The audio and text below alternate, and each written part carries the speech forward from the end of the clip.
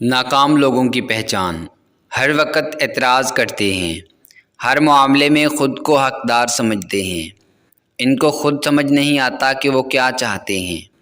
دوسروں کے بارے میں باتیں کرتے ہیں، اپنی ناکامیوں کا الزام دوسروں کو دیتے ہیں۔ تبدیلی سے ڈرتے ہیں، چاہے اندر کی ہو یا باہر کی۔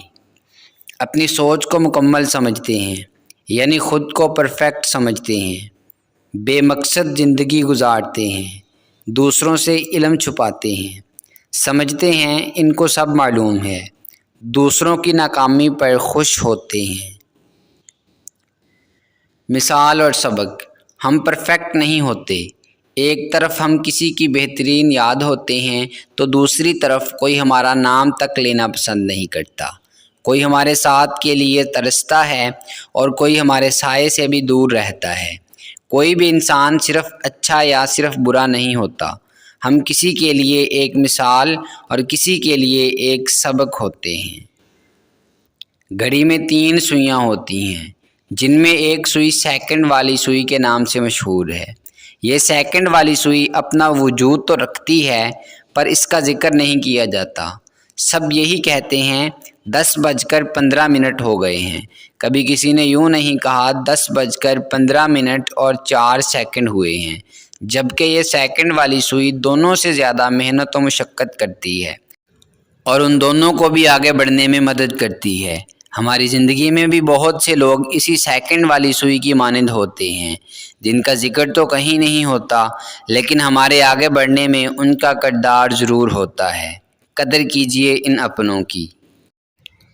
خاموش لوگ دراصل اللہ کے خاص بندے ہوتے ہیں۔ الجھاؤ ان کی فطرت کا خاصہ نہیں ہوتا۔ اگر ان پر زیادتی یا ظلم مسلط کر بھی دیا جائے تو وہ محض وضاحت دے کر خاموش ہو جاتے ہیں، کیونکہ ان کا مقدمہ لڑنے والا خود اللہ ہوتا ہے اور فرشتے اس کے حق میں دعائیں کرنے والے ہوتے ہیں۔ ہم جان ہی نہیں پاتے کہ خاموش لوگ کتنے طاقتور اور اختیارات کے مالک ہوتے ہیں۔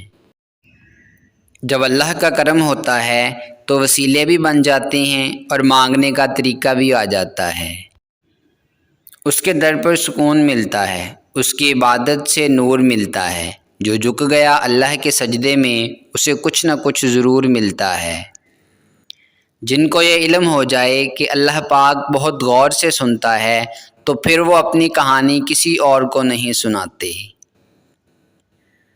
اگر تمہیں سب راستے بند نظر آئیں تو وہ تمہیں ایسا پوشیدہ راستہ دکھا دے گا جس کے بارے میں کوئی جانتا نہیں ہوگا۔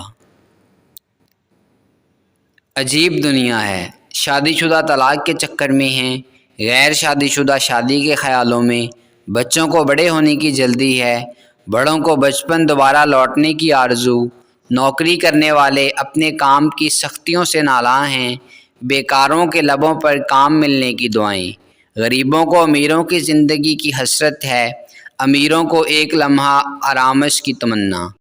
مشہور افراد چھپنے کے لیے ٹھکانے کی تلاش میں ہیں، عام لوگ مشہور بننے کے خیال میں۔